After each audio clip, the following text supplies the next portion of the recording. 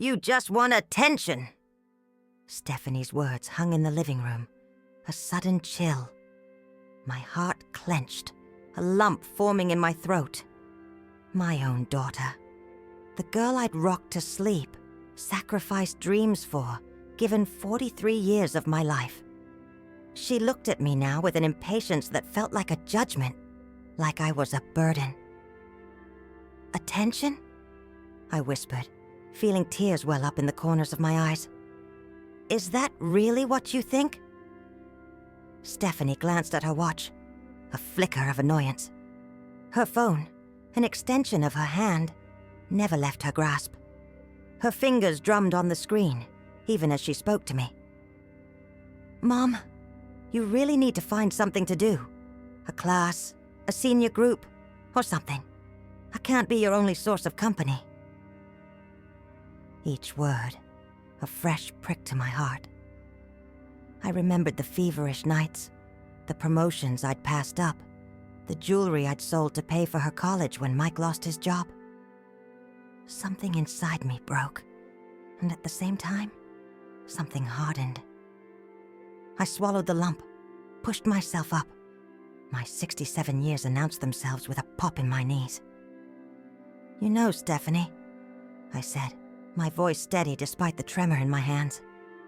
"When you were born, my mother told me something I've never forgotten. Children are just loans life gives us. Back then, I didn't understand. Now I do." I walked into the kitchen, feeling her gaze on my back. The kettle began to whistle, a shrill announcement of the coffee she wouldn't stay for. I turned off the burner, slowly. "Don't worry. I won't burden you anymore asking for attention," I said. "The peach cobbler's in the fridge, if you want to take some for the boys." You must be wondering how we got to this point. How a mother and daughter who were once so close ended up in this chasm of misunderstanding. Let me go back a little so you can understand. Everything started to change 8 months ago, when Mike, my husband of 45 years, died of a sudden heart attack. One Tuesday morning, he simply didn't wake up beside me. 45 years of companionship, extinguished in the silence of a breath that simply stopped. In the first few days after the funeral, the house was full. Stephanie and the grandkids stayed with me for a week. My son-in-law, Chris, showed up every evening after work. Friends brought food, relatives called. I was too numb with grief to register anything beyond Mike's gaping absence.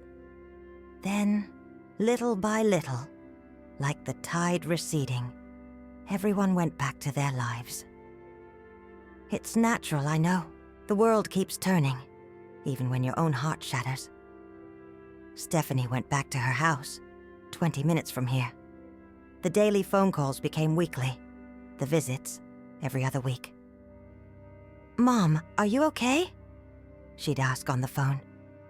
"I am, honey," I'd reply, even on the days I'd cry finding a pair of Mike's socks tucked away in a drawer.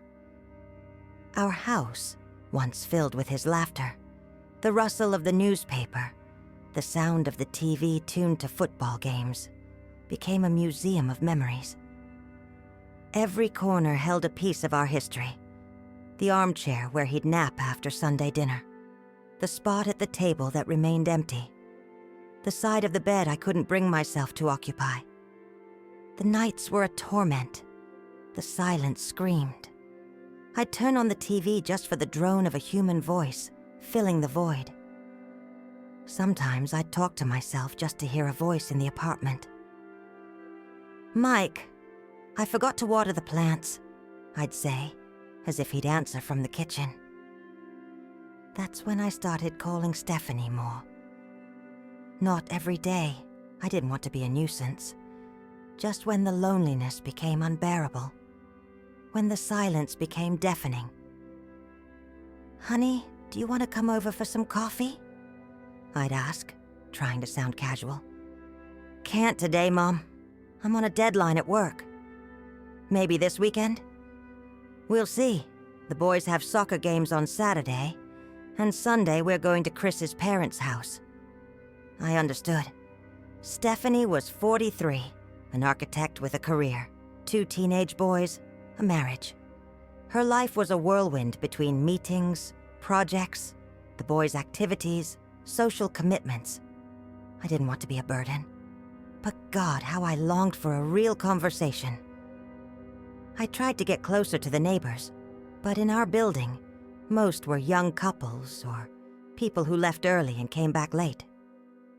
Mrs. Henderson, from 302, was the only one my age, but she spent most of her time at her daughter's house, looking after her grandkids.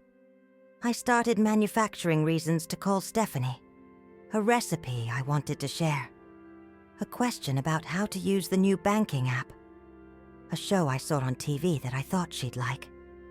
"Mom, I'm in a meeting. Can I call you back later?" she'd say. Her voice always rushed. That later rarely materialized. When she did call back, it was always quick, while she was doing something else. I'd hear the clatter of dinner prep, the sound of a computer keyboard, voices in the background. That Sunday when I called for the 3rd time that week, it wasn't on a whim.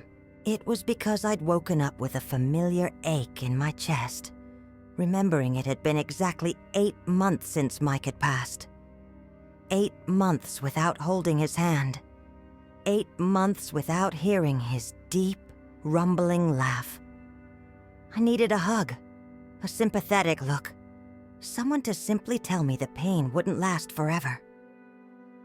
"Honey, could you possibly stop by today?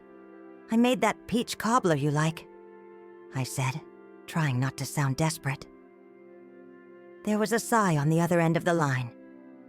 "Mom, I have a million things to sort out before tomorrow. Just for a little bit, for some coffee. I won't keep you long." Another sigh. "All right, I'll swing by late afternoon, but I can't stay long."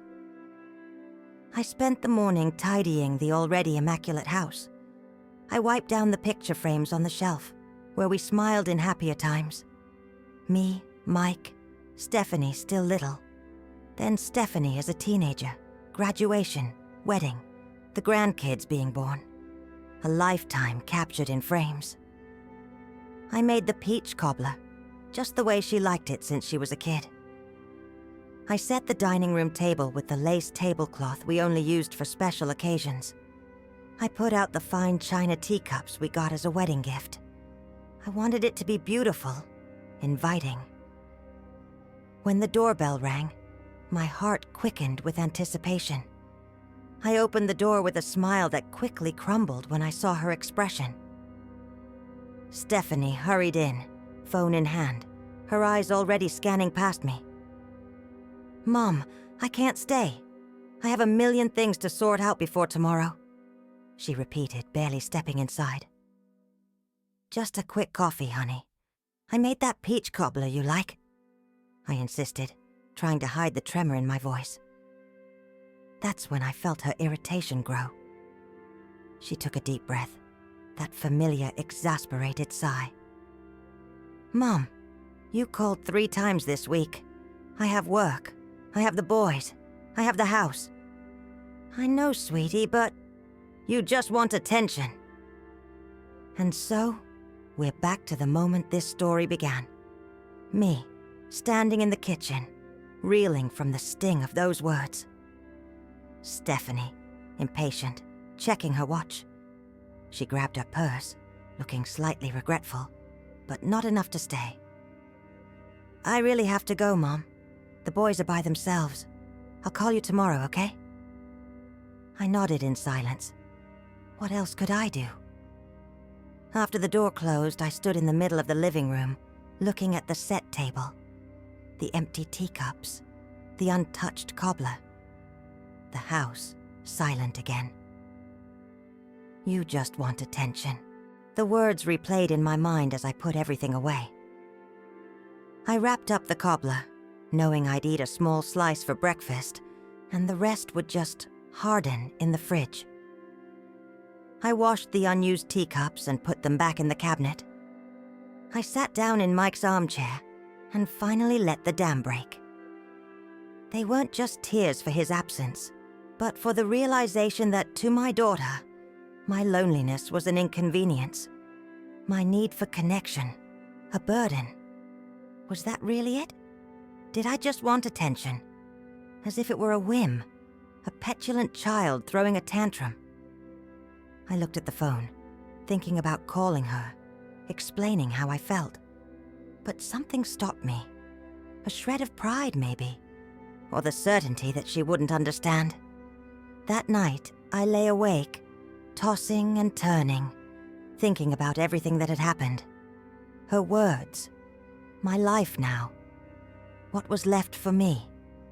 In the early hours, I got up and went to the small office.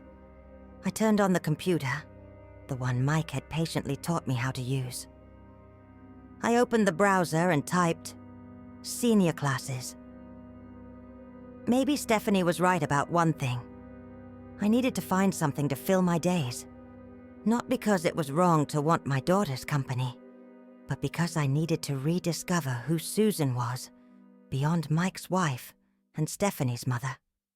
I found a painting class on Tuesdays at the neighborhood community center, a book club on Thursdays at the municipal library, a dance class for seniors on Saturdays.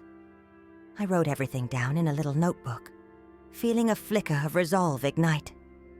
It wasn't the solution to my loneliness, I knew. But it was a start. I went back to bed and, for the first time in months, fell asleep without crying. In the following days, I didn't call Stephanie. I waited for her to call, as she'd promised, but the phone stayed stubbornly silent. On Thursday, I received a short text. "Everything okay there, Mom?" I replied with equal brevity. "All good, honey. How are you all?" Same old rush. XOXO. And that was it. The following Sunday, a week after our disagreement, I signed up for the painting class and the book club. I was in the kitchen, making some tea, when the doorbell rang. I wasn't expecting anyone. I opened the door, and there was Stephanie, holding a bakery bag. "Hi, Mom. I brought some pastries for coffee." I was surprised, but I stepped aside to let her in. There was a shadow of guilt in her eyes, but also a cautious hope, as if she was waiting for me to show relief or gratitude for her visit. "Thanks, honey. I just made some tea. Want a cup?" She nodded, following me to the kitchen. I put the water on to boil again, taking another mug from the cabinet. "The boys aren't with you?" I asked, noticing their absence. "No, they're with their dad at the school science fair." She hesitated. "Mom, about last Sunday." I raised my hand, interrupting her. "You don't have to say anything, Stephanie." "But I want to. I was out of bounds. It's just sometimes I feel like you." "That I just want attention?" I finished, looking her in the eye. She looked away, embarrassed. I shouldn't have said that. I served the tea in silence, thinking about what to say. There were so many things lodged in my throat, so many unspoken words. "You know, honey, when Mike passed, I didn't just lose my husband.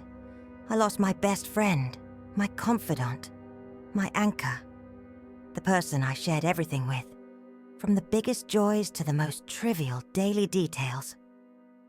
She nodded, her eyes downcast. "It's not just attention I want. It's connection. It's knowing I still matter to someone in this world, that I'm not completely alone." "You're not alone, Mom. You have me, the boys, Chris." "I do have you, yes. But you all have your own lives, as it should be. And I need to find mine again." We drank our tea in a fragile, newfound peace. Stephanie told me about her new project at the office, about how Ethan was doing well on the basketball team, about the trip they were planning for their summer vacation. As she was getting ready to leave, I surprised myself by saying, "Oh, honey, I won't be home Tuesday afternoon. I'm starting a painting class at the community center. Her eyes widened slightly. Painting class? Yes. And on Thursdays, I have a book club at the library. We're reading Gabriel Garcia Marquez.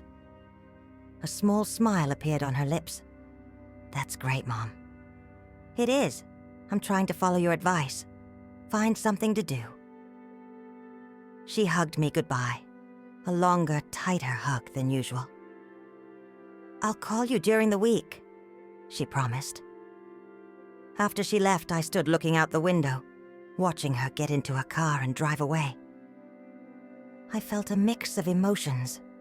Sadness for the chasm that had opened between us, but also a glimmer of hope. Her words, "You just want attention," still echoed, a dull ache. They probably always would, but maybe, just maybe, they were the push I needed to start rebuilding my life. That night, before bed, I looked at the empty side of the bed and whispered, "Mike, I think I'll be okay. It'll take time, but I'll be okay." And for the first time since he passed, I almost believed it. What I didn't know was that my journey to rediscover who I was just beginning.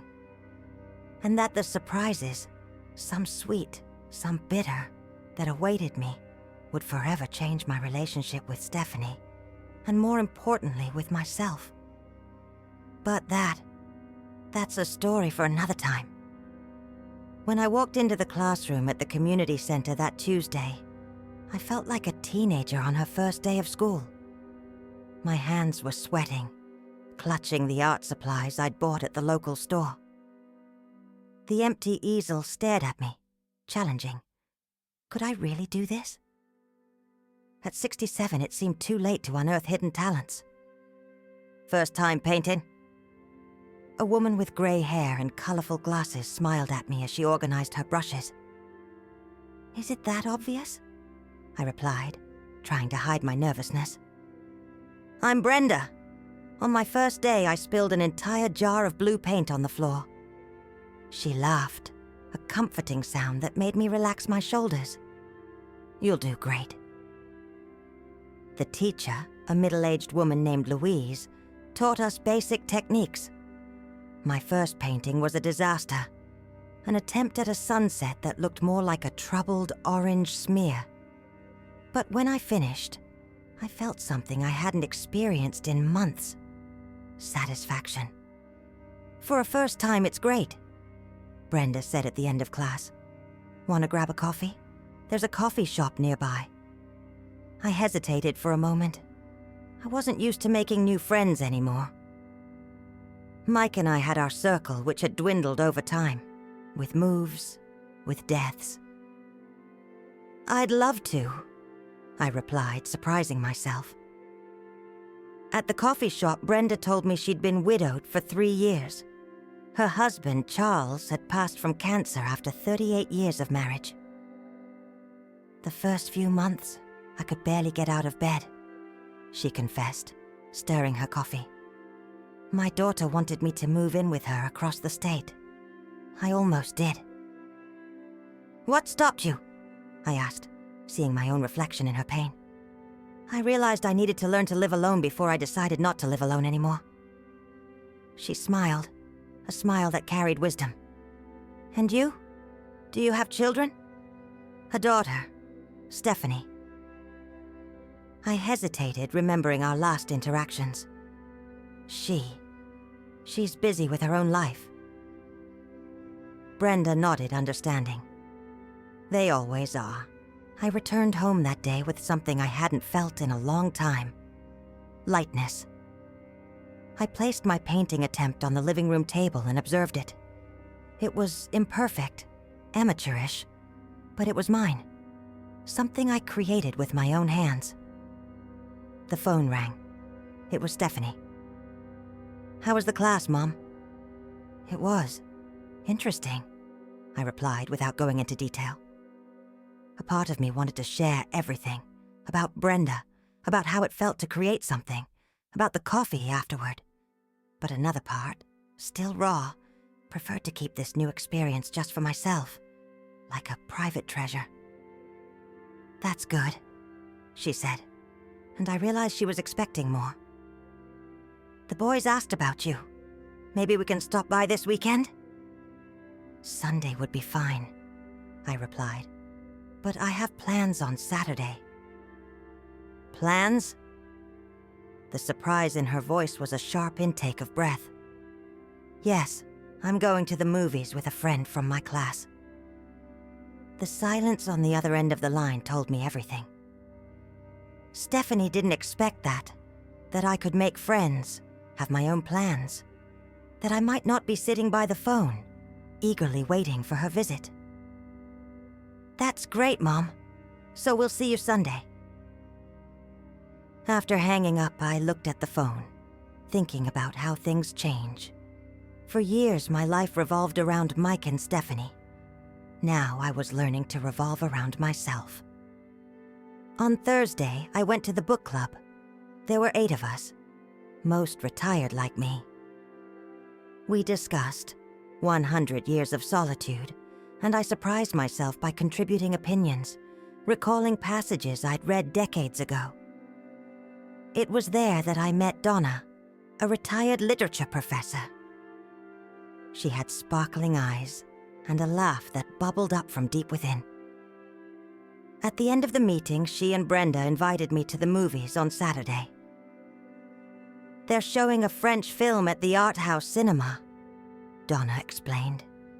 "Afterward, we can have dinner at the Italian restaurant around the corner." I accepted immediately. I hadn't been to the movies since Mike got sick, over a year ago. On Saturday, I got ready carefully. I chose a dress I hadn't worn in ages, put on lipstick, added earrings. I looked at myself in the mirror and, for a moment, saw a flicker of the woman I once was. Not just Mike's wife or Stephanie's mom, but Susan, simply Susan. The movie was about a woman who rediscovers life after a loss. Sitting between my new friends, I allowed myself to be transported by the story, identifying with the protagonist in ways that made me both laugh and cry. At the restaurant, we ordered a bottle of wine to share. We talked about books, movies, trips we'd taken or dreamed of taking. We spoke of our absent husbands without melancholy, remembering funny moments, quirks that made us smile. Mike was obsessed with collecting bottle caps, I recounted, laughing. He said one day he'd make a table out of them. Never did. Charles collected matchboxes, Brenda replied. I have hundreds at home. Don't know what to do with them. My John had a collection of hats he never wore, Donna added. Men and their quirks. We laughed together, a laugh that celebrated instead of mourned. I realized it was possible to honor Mike's memory without being consumed by it. When I got home, late that night, I found 3 missed calls from Stephanie on the landline and 2 messages on the cell phone I barely checked. Mom, is everything okay? I called several times. Please call me when you get home. I called her back, even though it was almost midnight. Mom, where were you? I was worried. The irritation in her voice prickled me. At the movies and then dinner, like I told you. Until this late? You never stay out so late. I felt a flash of irritation. Stephanie, I'm 67, not 97. I was out with friends, I had fun, I lost track of time. Friends? What friends? You barely know these people. That's when it hit me. The roles had reversed. Now it was Stephanie worrying about me, questioning my choices, fearing for my safety. And I, for the first time in decades, was living without asking permission. Honey, I said calmly, I appreciate your concern, but I'm fine. Better than I've been in months, actually. There was a silence on the other end. When she spoke again, her voice was softer. I'm sorry, Mom. It's just, I'm not used to it. Ever since Mike passed, you've always been home. I know. I wasn't used to being alone either, but I'm learning. After hanging up, I sat in Mike's armchair, thinking about how life shifts. For so long, I'd been the caregiver, for my parents when they got sick, for Mike, for Stephanie. Now I was learning to care for myself. On Sunday, Stephanie arrived with the boys and Chris. I noticed her watching me with a new, assessing gaze as I served the Sunday lunch I'd prepared. "So, how's this painting class going?" she asked, trying to sound casual. I told her about the techniques we were learning, about Louise, the teacher, about how tricky it was to mix colors just right. "And these friends of yours, how did you meet them?" "Brenda I met at the painting class. Donna in the book club. They're widows too." I smiled, serving more salad to Chris. "We're planning a day trip to a charming little town upstate next month. There's an art festival there that sounds wonderful." Ethan, my oldest grandson, looked at me with interest. "Grandma, you're going on a trip?" "It's just a day trip, sweetie. But yes, I am." "Cool. You never go anywhere." Ethan's innocent observation highlighted just how much my life had changed in such a short time. He was right. I never went anywhere. I never really did anything by myself, actually. After lunch, while Chris and the boys watched a game on TV, Stephanie helped me with the dishes. "Mom," she began hesitantly, "I'm happy you're getting out, meeting people. But be careful, okay? There are a lot of shady characters out there." I dried a plate slowly, choosing my words. "Stephanie, I've spent my whole life being careful. Careful with you, with your father, with this house, with everything. Maybe it's time to live a little." "I'm not saying don't live, just..." "I know what you're saying," I interrupted softly, "and I appreciate it. But I need you to trust me, just like I've always trusted you." She looked at me for a long moment, as if truly seeing me for the first time in ages. "You're different." It wasn't an accusation, just an observation. I smiled. "I'm trying to be." That night, after everyone had left, I sat down to write in a notebook I'd bought. It wasn't exactly a diary, more a record of thoughts, of moments, of discoveries. I wrote about lunch, about Stephanie's reaction to my new friendships, about how I felt, a thrilling mix of fear and excitement about the changes in my life. On the last line, I wrote, "Today for the first time, I didn't miss Mike with every breath, and I didn't feel guilty about it." The following weeks brought a routine I never imagined for myself. Tuesdays at painting class, Thursdays at the book club, Saturdays with Brenda and Donna, sometimes at the movies, sometimes at a coffee shop, sometimes just walking in the park. My painting slowly improved. Louise said I had a good eye for color. Even if my technique still needed work, I started painting scenes from my life. The garden at home, the view from my kitchen window, the vase of flowers Mike gave me on our last wedding anniversary. One Tuesday, after class, Brenda invited me to her house. It was a cozy apartment, full of books and plants. On the living room wall, there was a large photograph of her, with a kind-faced man, Charles, her husband. "You look happy," I commented, looking at the photo. We were, most of the time. She served tea in delicate cups. But we had our tough moments too. "Like what?" She sat down, thoughtful. "When the kids left home, we went through a complicated phase.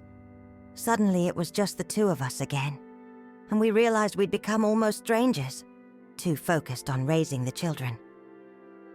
Mike and I don't think we ever had that crisis. Maybe because Stephanie was our only child, and we were always very united around her. You were lucky. Brenda smiled. But you know what I learned after Charles passed? That even in the happiest marriages, there are always parts of us that lie dormant. Dreams we put off. Interests we abandon. Like painting for you? Exactly. I always wanted to learn, but there was never time. In truth, I didn't make time. She took a sip of tea. And you, Susan? What did you leave dormant all these years? The question caught me off guard. What did I put off? What had I sacrificed? I didn't regret the choices I made. Loving Mike, raising Stephanie. But was there something more? I guess. Traveling, I finally replied. I always wanted to see different places. Mike wasn't much for stepping out of his comfort zone. And now? Do you still want to travel? Yes, but... I hesitated. I don't know if I'd be brave enough to go alone. Who said you have to go alone? Brenda smiled, a mischievous glint in her eyes. Donna and I are planning a trip to Charleston, South Carolina, in September. Why don't you come with us? The idea both scared and excited me simultaneously. Travel without Mike? Without Stephanie? Just me and two friends I'd barely known for 2 months? I'll think about it, I replied, feeling my heart race with the possibility. When I told Stephanie about the travel invitation, her reaction was exactly what I expected. Mom, you barely know these women. How can you trust them enough to travel with them? We were in my kitchen during a midweek visit she'd made. Something that rarely happened before. I noticed that since I started going out more, Stephanie had started visiting more often. A curious paradox. I know them enough, I replied calmly, chopping vegetables for the soup. They're good people, Stephanie. We're in the same phase of life. We understand each other. What if something happens? What if you get sick far from home? I have health insurance, a cell phone, and we're not going into the middle of the jungle. It's Charleston, South Carolina. There are hospitals, decent hotels, everything we need. She sighed, frustrated. I don't understand this sudden need for adventure. You've never been like this. I put the knife down and looked directly at her. Maybe because I never had the chance to discover who I am, beyond being a wife and mother. My words hung between us, a quiet, undeniable truth. Stephanie looked away, uncomfortable. I'm not saying I regret it, I continued more softly. I loved every moment with your father, every moment raising you. But now I have the chance to discover other parts of myself. Please don't try to stop me. She was silent for a long moment. When she spoke again, her voice was choked. I'm scared of losing you too. The vulnerability in her confession caught me off guard. I dropped the knife and hugged her, feeling her tremble slightly in my arms. Oh, honey, you're not going to lose me. I'm just learning to live a different way. Ever since Mike passed, I've had nightmares, she confessed, her voice muffled against my shoulder. I dream I come here, and the house is empty, that you're gone too, without saying goodbye. My heart twisted. For the first time, I completely understood Stephanie's behavior in recent months. The irritation, the impatience, even those harsh words. You just want attention. It wasn't just inconvenience she projected, it was fear. Fear of losing me as she had lost her father. I'm not going anywhere, sweetheart, I whispered, stroking her hair like I used to when she was little. I'm just learning to be happy again. She pulled away, wiping her eyes. I'm sorry about that day, for saying you just wanted attention. That was cruel of me. It was painful to hear, I admitted. but maybe it was the push I needed.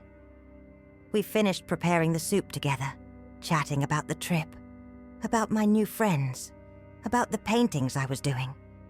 For the first time in a long time, I felt that Stephanie and I were truly communicating, not just exchanging superficial information. When she was leaving, she stopped at the door and said, "If you really want to go on this trip, go. Just promise you'll call every day." I smiled, feeling a wave of love for my daughter. I promise. The trip to Charleston was transformative. For 10 days, Brenda, Donna, and I explored beaches, tried different foods, talked to locals, took hundreds of photos. We stayed in a simple but comfortable guest house with an ocean view. Every night, as promised, I called Stephanie. I told her about our day, about our discoveries, about how refreshed I felt. "You sound happy," she commented on one of those calls. "I am," I replied sincerely. More than I imagined I could be again. One morning, I woke up before the others and went to the beach alone. I sat on the sand, observing the sunrise over the ocean. I thought of Mike, how he would have loved the view, even not being a fan of travel. I thought about our life together, the good times and the difficult ones. "I miss you," I whispered to the wind. "I always will, but I'm learning to carry you in my heart without it stopping me from living." In that moment, I felt a peace I hadn't experienced since his passing.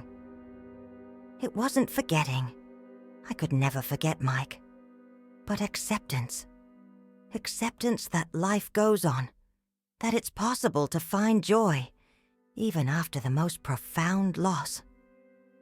When I returned home, Stephanie and the boys were waiting for me at the airport.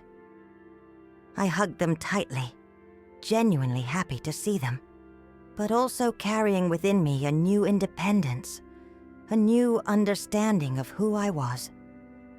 6 months had passed since that Sunday when Stephanie said the words that hurt me so much. "You just want attention."